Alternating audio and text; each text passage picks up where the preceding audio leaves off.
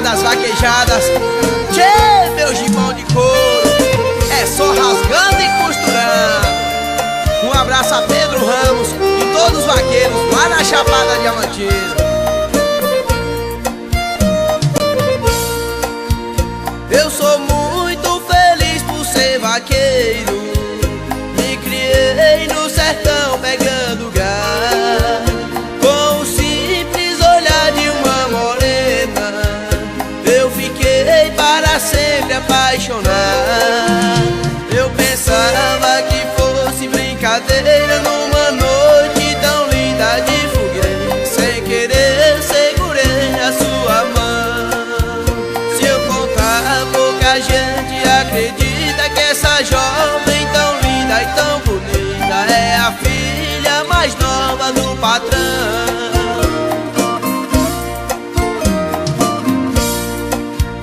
Quando são 5 horas da manhã, penso em Deus e pra luta me levando. Corro à vista no pátio da fazenda, vejo o gado maiado em todo canto. Eu, por ser da fazenda, um bom vaqueiro, vou de ponta de pé para o terreiro, atendendo os recursos da paixão. Sem temer a carranca do pai dela da calçada, eu me escoro na janela e dou um beijo na filha do patrão.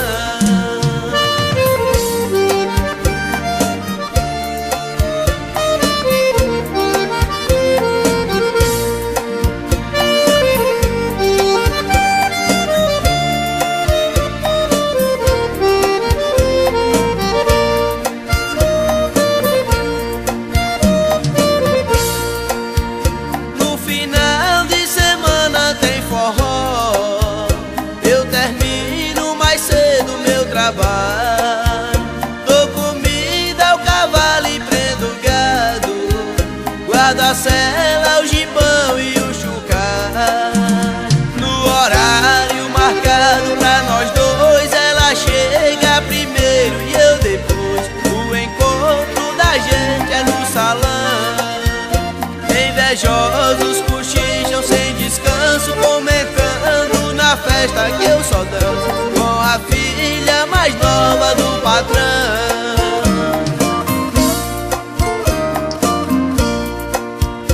O seu pai descobriu nosso namoro. Quem é pobre com rico nunca pode.